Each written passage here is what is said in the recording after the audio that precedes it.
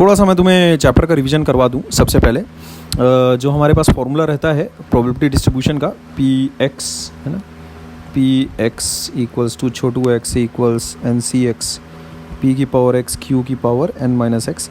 ये चीज़ क्या है, ये मुझे ऐसा लगता है कि बहुतों को पता भी नहीं होगी कि ये चीज़ कहाँ से आई है, क्या है। ये सारी चीज़ें वैसे हम लोगों ने क्लास में बहुत अच्छे से डिस्कस की है। मैं इसको पहले तुम्हें थोड़ा सा रिवाइज़ करवा देता हूँ, फिर वो जो तुमने सवाल भेजा है वो भी बता दूंगा इसी फॉर्मूले का प्रयोग करते हुए किस प्रकार करना है। ऐसे चीज़ तो बहुत ही आसान है, मेरे ख्याल में शायद तुम भूल गई हो थोड़ा सा, पीछे के अपने नोट्स वगैरह जो तुमने लिखे होंगे उसको या तो रिवाइज़ नहीं किया है या तो फिर प्रैक्टिस अच्छी नहीं है, पर सवाल बहुत ही बेसिक था वैसे। तो थोड़ा सा एक टचअप मैं दे देता हूँ, पहले रिवीजन करवा देता हूँ हल्का सा। ये चीज़ है क्या, पहले तो लिखी क्या है। तो यहाँ पर P X equals to X का मतलब क्या है, ये जो रैंडम वेरिएबल है, ठीक है क्या, इसकी एक पर्टिकुलर वैल्यू, जैसे कि अपने एग्जाम्पल में मान लेते हैं मेरे पास 3 बल्ब्स हैं, 30 बल्ब्स हैं, ठीक है क्या। अपने एग्जाम्पल में जो सवाल तुमने भेजा है उसमें 30 बल्ब है, तो उसमें लिख कर दिया है मेरे पास कि 6 डिफेक्टिव है, बाकी सारे ठीक है ना। अच्छा, और मुझे प्रोबेबिलिटी डिस्ट्रीब्यूशन निकालना है ऑफ द डिफेक्टिव बल्ब्स, ठीक है क्या।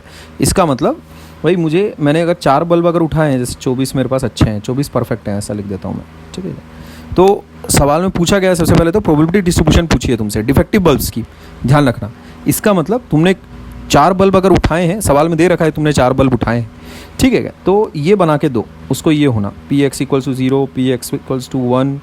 4 बल्ब अगर तुमने उठाए हैं तो इतने केसेस बनेंगे तुम्हारे पास, ये ऐसा है ना, ऐसा ये बनेंगे इतने सारे केसेस। इन सारे केसेस का मतलब क्या है, ये प्रोबेबिलिटी डिस्ट्रीब्यूशन है किसका, ऑफ द डिफेक्टिव बल्ब्स। तो x इक्वल्स टू 0 बोलने का मतलब क्या है कि भाई x मेरे पास क्या है, नंबर ऑफ डिफेक्टिव बल्ब्स, वो अगर मेरे पास 0 है, इस बात की प्रोबेबिलिटी क्या होगी ये निकाल के बताइए आप। x equals to 1, capital X equals to 1, इसका मतलब क्या है कि भाई मेरे पास जो अगर मैंने 4 बल्ब उठाए तो उसमें एक बल्ब, एग्जैक्टली एक बल्ब डिफेक्टिव होगा, इस बात की क्या प्रोबेबिलिटी है, ऐसा।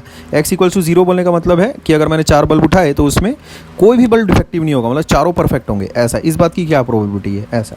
तो मैं ड्राइंग के थ्रू बता देता हूँ तुम्हें, ऐसा ये हो गया पी पी पी पी, ऐसा परफेक्ट परफेक्ट परफेक्ट, ऐसा सारे परफेक्ट। x इक्वल्स टू 1 बोलने का मतलब एक डिफेक्टिव है मेरे पास, ठीक है, एक डिफेक्टिव है, एक डिफेक्टिव है, बाकी सारे परफेक्ट है मेरे पास, ऐसा, ठीक है। अच्छा, तो इस x इक्वल्स टू 1 को अगर तुम देखो थोड़ा सा, तो ये चीज़ मेरे पास ऐसी भी आ सकती थी, पी डी डी डी, ऐसा है ना, 3 p है मेरे पास, है ना, 3 p है और 1 d है, ऐसा भी हो सकता था, या फिर ऐसा भी हो सकता था, है ना, ये सीन भी हो सकता था, ठीक है क्या। मेरे पास दूसरा डिफेक्टिव आ जाता, और यहाँ पर देखो मेरे पास दूसरा डिफेक्टिव आ जाता, पहला परफेक्ट आता, दूसरा डिफेक्टिव आ जाता, तीसरा और चौथा भी परफेक्ट आ जाता, ऐसा, ठीक है। तो ये भी पी एक्स इक्वल्स टू 1 है। तो ये सारे केसेस जितने भी बन सकते हैं वो सबको तुमको अकाउंट में लेना पड़ेगा in order to calculate the probability P X equals to 1। तो उसके लिए अपन वो बाइनोमियल फार्मूला लगाते हैं, समझ में आ रहा है। जैसे अगर मान लेते हैं तुम्हारे पास ऐसे नंबर ऑफ जो पीज हैं, जो सक्सेस है, मैं ऐसा बोलता हूँ, जो सक्सेस है वो अगर मेरे पास मान लेते हैं p टाइम्स है ना, x टाइम्स है, ऐसा। सक्सेस को मैं s से डिनोट कर देता हूँ, लेट्स से, ठीक है क्या। तो सक्सेस मेरे पास मान लेते हैं ऐसा x टाइम्स है, ठीक है क्या। और फेलियर लेट्स से मेरे पास कितना टाइम्स होगा फिर, n माइनस एक्स टाइम्स है। टोटल नंबर ऑफ टाइम्स जितनी बार मैं वो एक एक्सपेरिमेंट को करने के लिए एक छोटे छोटे कार्य कर रहा हूँ, वो मान लेते हैं छोटे छोटे कार्य मेरे पास n है, ऐसा। तो फेलियर मेरे पास मान लेते हैं n माइनस एक्स टाइम्स आएगा, जाहिर सी बात है। अगर सक्सेस मेरे पास x टाइम्स आएगी और मेरे पास फेलियर अगर n माइनस एक्स टाइम्स आएगा, तो ये चीज़ होने की क्या प्रोबेबिलिटी रहेगी, समझे। तो उसके लिए क्या करोगे, मान लेते हैं सक्सेस की प्रोबेबिलिटी तुम्हारे पास p है ना। अच्छा, तो ये चीज़ तुम्हारे पास कितनी बार है, x टाइम्स, है ना। सक्सेस होने की प्रोबेबिलिटी अगर तुम्हारे पास p है, तो ऐसी बात है फेलियर होने की प्रोबेबिलिटी तुम्हारे पास q रहेगी, q इसका मतलब 1 माइनस p रहेगा। तो q तुम्हारे पास कितने बार आया है, n माइनस एक्स टाइम्स आया है, ठीक है क्या भाई। ये चीज़ होनी है, अगर ये सक्सेस अगर तुमको मिलनी है तो वो छोटे कार्य की प्रोबेबिलिटी कितनी रहेगी तुम्हारे पास, p, ऐसा, ठीक है। अगर सक्सेशन में अगर तुम काम पूरा कर रहे हो, जो कि कर रहे हो, यहाँ पर ये सारा काम कैसा सक्सेशन में हो रहा है, पहले ये काम हुआ, फिर ये काम हुआ, फिर ये काम हुआ, मतलब जो n टाइम्स, जो n बार जो छोटे छोटे काम हो रहे हैं, पहला छोटा कार्य, जैसे कि अभी बल्ब वाले एग्जांपल में अगर तुम देखो तो तुम 4 बल्ब एक्चुअली में पिक कर रहे हो, तो पहला बल्ब उठाया, दूसरा बल्ब उठाया, तीसरा बल्ब और चौथा बल्ब, ऐसा। तो ये पूरा काम एक साथ सक्सेशन में हो रहा है। तो उस पूरे एक काम की, मतलब 4 बल्ब उठाने वाला जो एक काम है उसकी प्रोबेबिलिटी एक्चुअल में इंडिविजुअल जो एक बल्ब उठाया, 2 बल्ब उठाया, 3 बल्ब उठाया, चौथा बल्ब उठाया, ये सबकी इंडिविजुअल प्रोबेबिलिटीज़ का प्रोडक्ट होगा। ये बात ध्यान में रखना, समझे। तो अभी जैसे मेरे को एक काम अगर करना है पूरा कंप्लीट, जिसमें n ट्रायल्स इन्वॉल्व रहेंगे, उसको बर्नूली ट्रायल बोलते हैं, ठीक है। बर्नूली मतलब या तो सक्सेस होगा या तो फेलियर होगा, ऐसा। तो उस पूरे एक काम को करने के लिए एक्चुअल में जो रिक्वायर्ड प्रोबेबिलिटी आएगी वो सारी इंडिविजुअल प्रोबेबिलिटीज़ का प्रोडक्ट रहेगी, ठीक है क्या। अच्छा, तो इंडिविजुअल प्रोबेबिलिटीज़ का जो प्रोडक्ट रहेगा वो कितना रहेगा भाई, p की पावर x है ना, q की पावर कितना n-x, ऐसा, समझ गए। अच्छा, अभी मेरे पास डिफरेंट अरेंजमेंट्स भी तो पॉसिबल है, ठीक है। मेरे पास ऐसा भी तो पॉसिबल है, जैसे p x टाइम्स आ रहा है, तो ज़रूरी है क्या हर बार p ऐसा x टाइम्स आएगा एंड देन उसके बाद q n-x टाइम्स आएगा, ऐसा ज़रूरी नहीं है। There are different arrangements possible. जैसे अगर तुम 4 बल्ब अगर उठाओगे तो इसमें देखो बहुत सारे डिफरेंट अरेंजमेंट्स देखो पॉसिबल है, समझ गए। तो इसमें ऐसा भी हो सकता है तुम्हारे पास d सबसे पहले आ जाए, है ना, पहले डिफेक्टिव वाला बल्ब आ जाए तुम्हारे पास एंड देन उसके बाद परफेक्ट ऐसा है, ठीक है। तो डिफरेंट अरेंजमेंट्स आर पॉसिबल। कितने अरेंजमेंट्स पॉसिबल है वो सारे केसेस को मेरे को और के साथ लेकर, और मतलब अब मैं प्रोबेबिलिटी की लैंग्वेज में थोड़ी सी मेरे को बातचीत करनी पड़ेगी, ठीक है क्या। तो उसमें क्या होता है, जैसे ये केस तुम्हारे पास पॉसिबल है, ये एक अरेंजमेंट पॉसिबल है, अदर अरेंजमेंट्स भी पॉसिबल हैं। तो उसके लिए जो रिक्वायर्ड प्रोबेबिलिटी बनेगी उसके बीच में हमें प्लस साइन लगाना पड़ेगा एक्चुअल में, समझे क्या। तो जितने भी अरेंजमेंट्स बनेंगे मेरे पास, जिसमें कि p तुम्हारे पास सक्सेस तुम्हारे पास x टाइम्स होगी और फेलियर तुम्हारे पास n-x टाइम्स होगा, उसके जो टोटल नंबर ऑफ अरेंजमेंट्स मेरे पास हैं, समझे, हर अरेंजमेंट के लिए यही प्रोबेबिलिटी रहेगी, हर अरेंजमेंट के लिए, ठीक है। तो मुझे टोटल प्रोबेबिलिटी अगर निकालनी है तो जो नंबर ऑफ अरेंजमेंट्स हैं उसके साथ मेरे को इसको मल्टीप्लाई करना पड़ेगा, नंबर ऑफ अरेंजमेंट्स के साथ मेरे को इसको मल्टीप्लाई करना पड़ेगा। मेरा ये कहने का मतलब है, जैसे सक्सेस की तुम्हारे पास ये परफेक्ट आने की एक प्रोबेबिलिटी होगी, है ना, फिर परफेक्ट आने की वही सेम प्रोबेबिलिटी होगी, डिफेक्टिव आने की वही प्रोबेबिलिटी होगी। मान लेते हैं कुछ है 1/3, है ना, ऐसा 1/3 ऐसा, परफेक्ट एंड देन डिफेक्टिव यानी 2/3 ऐसा, ये लिखोगे। अब इस तरह के मान लेते हैं और भी बहुत सारे अरेंजमेंट्स पॉसिबल हैं, तो हर अरेंजमेंट का सेम ही तो आएगी प्रोबेबिलिटी, बस ये आगे पीछे हो जाएगा। देखो परफेक्ट आने की प्रोबेबिलिटी हो गई 1/3, फिर आया डिफेक्टिव ऐसा, फिर आया 1/3, फिर आया 1/3, समझ रहे हो। तो इसमें हर अरेंजमेंट की तुम्हारी प्रोबेबिलिटी एक समान ही है, क्लियर है बात। तो ऐसे कितने नंबर ऑफ अरेंजमेंट्स बनेंगे, ठीक, उसके लिए क्या करोगे, अरेंजमेंट का जो फॉर्मूला रहता है वो लगाओ, समझे। तो अरेंजमेंट का जो फॉर्मूला है वो एक्चुअल में भाई वो चीज़ एक्चुअल में पीएनसी से आती है, तो अभी बस तुम्हारे लिए इतना जानना ज़रूरी है कि वो फॉर्मूला कैसे बनता कैसे है, ठीक है क्या।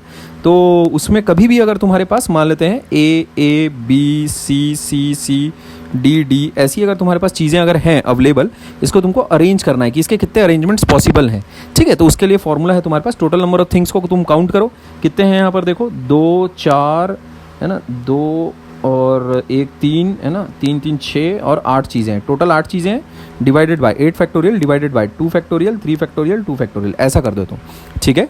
ये 2 फैक्टोरियल मैंने किया ए के लिए ऐसा, समझ गए क्या। ये 3 फैक्टोरियल मैंने किया ये इसके लिए ऐसा, और डी के लिए मैंने किया ये इधर 2 फैक्टोरियल ऐसा, क्लियर है बात। अच्छा, इससे आया क्या है तुम्हारे पास, ये जो नंबर है इससे क्या आया है तुम्हारे पास, कितने नंबर ऑफ अरेंजमेंट्स आ सकते हैं इसके। एक अरेंजमेंट कैसा दिखाई देगा, A B A C D ऐसा, एक अरेंजमेंट ये हो गया। दूसरा अरेंजमेंट कैसा दिखाई देगा, ए बी है ना, सी डी ऐसा, इस तरह का दिखाई दे सकता है, सी ऐसा, देखो 3 सी और 2 डी है, समझ गए। ये डिफरेंट अरेंजमेंट्स हैं, ऐसे कितने नंबर ऑफ अरेंजमेंट्स पॉसिबल हो सकते हैं, इतने, समझ गए क्या। तो अब जैसे क्या होगा, टोटल नंबर ऑफ अरेंजमेंट्स अगर तुमको काउंट करना है तो किस प्रकार करोगे, पी तुम्हारे पास कितनी बार है, एक्स टाइम्स है ना, और क्यू तुम्हारे पास है n-x टाइम्स, तो टोटल नंबर ऑफ टाइम्स कितना हो गया, n factorial divided by x factorial n-x factorial ऐसा, ठीक है क्या। ये n फैक्टोरियल कहाँ से आया, p की वजह से, ठीक है क्या। n फैक्टोरियल कहाँ से आया, p की वजह से, और x टाइम्स की वजह से कितनी बार रिपीटेशन होता है एक पर्टिकुलर क्वांटिटी का, उसको डिनोमिनेटर में लिखते हैं, समझे। ये फॉर्मूला कहाँ से आया जानने की ज़रूरत नहीं है, ठीक है क्या। अच्छा, इसी चीज़ की वैल्यू होती है NCX ऐसा, क्लियर है बात। इस चीज़ की जो वैल्यू होती है, नंबर ऑफ अरेंजमेंट्स की जो वैल्यू होती है उसको कहते हैं NCX, वो आता है NCX के बराबर, क्लियर है बात।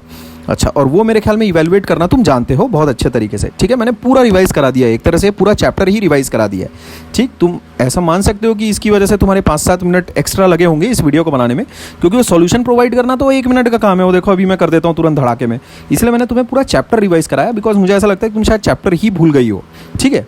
तो ये नंबर ऑफ अरेंजमेंट्स कितना आ जाएगा, NCX ऐसा। तो अब मेरे पास मान लेते हैं एक पर्टिकुलर ट्रायल का जो प्रोबेबिलिटी बनेगी वो कितनी बन जाएगी अब मेरे पास, नंबर ऑफ अरेंजमेंट्स और सक्सेस की जो प्रोबेबिलिटी है और जो फेलियर की जो प्रोबेबिलिटी है, ऐसा। ये मेरे पास एक पर्टिकुलर ट्रायल की प्रोबेबिलिटी बन रही है टोटल, समझ गए। एक पर्टिकुलर ट्रायल यानी किसी एक पर्टिकुलर वैल्यू है ना, छोटू x क्या है, particular value of the random variable. Random variable अभी इस केस में मेरे पास क्या है, जैसे अगर मेरे पास 30 बल्ब्स हैं है ना, उसमें की 6 डिफेक्टिव हैं और बाकी सारे परफेक्ट हैं, ऐसा। बाकी सारे परफेक्ट हैं तो डिफेक्टिव आने की प्रोबेबिलिटी कितनी हो गई, 6/30 है ना, 1/5 हो गया ऐसा। तो P की वैल्यू आ गई तुम्हारे पास 1/5, Q की वैल्यू तुम्हारे पास आ गई कितना हो गया, 4/5 आ गया। वो सब तो तुम खैर कर ही लोगे ऐसा। तो अभी x = 0 के लिए कैसा लिख लोगे इसको, ये ऐसे ही हो गया तुम्हारे पास, फॉर्मूला तो रेडी है, NC0 1/5 है ना, ये पावर 0 और Q कितना है तुम्हारे पास 4/5, बस ऐसा बनाते जाओ। टोटल कितना है तुम्हारे पास, टोटल बल्ब्स तुम उठा रहे हो 4, ये हो गया 4 - 0, ये ऐसा लिख लो इसको, बस इसका टोटल फिर बना लो। Px = 1 के लिए बना लो, Px = 2 है ना, कैसे लिखोगे, Px = 2 के लिए NC2, n कितना है तुम्हारे पास 4 है, टोटल तो 4 ही है ना, टोटल जो तुम्हारे पास जितने बल्ब तुम उठा रहे हो, कितने केसेस उठा रहे हो, ये P D D D ऐसा, इस तरह का कुछ केस उठा रहे हो तुम, समझ गए क्या। x = 2 का क्या मतलब है, 2 डिफेक्टिव हैं, ठीक है, 2 डिफेक्टिव हैं और बाकी दोनों परफेक्ट हैं, ऐसा। क्लियर है। 2 डिफेक्टिव कैसे आ सकते हैं तुम्हारे पास, D D ऐसा आएगा, D D और P P, और इसके सारे अरेंजमेंट्स। D की प्रोबेबिलिटी कितनी है तुम्हारे पास 1/5 है ना, इसकी प्रोबेबिलिटी D की अगेन 1/5, फिर जब इसको परफेक्ट को तुम उठाओगे तो हो जाएगा वो 4/5, फिर इसको जब तुम परफेक्ट को उठाओगे तो हो जाएगा अगेन 4/5। अब इसको अरेंज भी करना पड़ेगा, ये देखो कितना बन गया तुम्हारे पास 1/5 है ना, या फिर मैं इसको ऐसा कर लेता हूँ 1/5 का स्क्वायर, ठीक है क्या, 4/5 का अगेन स्क्वायर, ऐसा। और इसको अब अरेंज भी तो करना पड़ेगा भाई, ज़रूरी थोड़ी है 1/5 के बाद 1/5 वाला ही आ जाए, डिफेक्टिव के बाद डिफेक्टिव ही आ जाए, इसको फिर अरेंज भी करना पड़ेगा। ऐसा भी हो सकता था DP DP ऐसा आ जाता। क्लियर है क्या। तो नंबर ऑफ अरेंजमेंट्स कितने होंगे तुम्हारे पास, ये 4 ऐसा, ठीक है। तो यही चीज़ है जो NC2 मैं लिखूंगा, 4C2 इसी की वैल्यू लिखूंगा मैं। तो x = 2 के लिए मैं क्या करने वाला हूँ, 1/5 की पावर 2, 4/5 की पावर 2 ऐसा। x = 1 के लिए क्या करने वाला हूँ मैं, 4C1, यहाँ 4 है, ये n की वैल्यू 4 है एक्चुअल में, ठीक है क्या, ऐसा। तो x = 1 के लिए मैं क्या करने वाला हूँ, 1/5 की पावर 1, 4/5 की पावर 4 - 1 ऐसा, समझ गए। क्लियर है बात। तो x = 3 ये भी लिख लेना, x = 4 ये भी लिख लेना, तुम ये सब तो लिख ही लोगे मेरे ख्याल में, उसको लिखना तो बच्चों का खेल है। तो सॉल्यूशन तो यही है, 2 मिनट का काम है ये, ठीक है। अगर तुम्हें ये फॉर्मूला पता है कि ये क्या करता है तो उसके बाद सॉल्यूशन तो 2 मिनट का ही काम है। तो होपफुली जो पीछे मैंने जो तुम्हें पूरा चैप्टर पढ़ाया है, थोड़ा क्विक वे में मैंने रिवीजन कराने की कोशिश की है, ठीक है क्या। होपफुली वो चीज़ काम आई होगी। हो सकता है कि इसकी वजह से 10-5 मिनट ये एक्स्ट्रा वीडियो ज़्यादा बन गया हो, लेकिन होपफुली वो चीज़ें काम आई होंगी, बिकॉज मुझे ऐसा लगता है कि तुम चैप्टर ही पूरा भूली हुई हो। सॉल्यूशन तो इतना ही हिस्सा है, प्रोबेबिलिटी डिस्ट्रीब्यूशन मतलब वो यही चीज़ तुमसे देखना चाह रहा है कि वो x = 0, x = 1 ये सब तुम कर पा रही हो कि नहीं कर पा रही हो। x = 0 का क्या मतलब है कि डिफेक्टिव बल्ब्स आर 0, x मेरे पास क्या है, नंबर ऑफ डिफेक्टिव बल्ब्स, ठीक है क्या, ये नंबर ऑफ डिफेक्टिव बल्ब्स बता रहा है, ये रैंडम वेरिएबल क्या बता रहा है तुम्हारे पास, नंबर ऑफ डिफेक्टिव बल्ब्स, ऐसा, समझ गए। तो इसके साथ प्रोबेबिलिटी डिस्ट्रीब्यूशन तुम्हारा रेडी है एकदम बढ़िया कि भाई x = 0 का मतलब क्या कि अपन ने 4 बार उठाया, एक भी डिफेक्टिव नहीं आया। x = 1 का मतलब क्या कि भाई 4 बल्ब उठाया, एक ही डिफेक्टिव आया, ठीक है क्या। तो ये जो चीज़ है ये नंबर ऑफ अरेंजमेंट्स काउंट करता है ना। ये अभी मेरे केस में सक्सेस क्या है, एक डिफेक्टिव बल्ब उठाना, समझ गए। तो ये P वही काउंट करता है और Q क्या है कि भाई परफेक्ट बल्ब आ जाना। परफेक्ट बल्ब मेरे लिए फेलियर है क्योंकि मेरे को प्रोबेबिलिटी डिस्ट्रीब्यूशन किसका बनाना है, डिफेक्टिव बल्ब्स का बनाना है, ठीक है क्या। ठीक है, फिर इसमें अगर कोई चीज़ अगर तुम्हें नहीं समझ में आई है, ऐसा लगा है कि कुछ तेज़ी से निकल गया, तो उसको वापस रिवाइंड करके देख लेना, और अगर फिर भी समझ में नहीं आया है तो उसमें फिर मुझसे वापस से अगेन पूछ लेना, ठीक है क्या। इसमें वैसे मैंने तुम्हें पूरा चैप्टर फिर से पढ़ा के दिया है, ठीक है, ओके।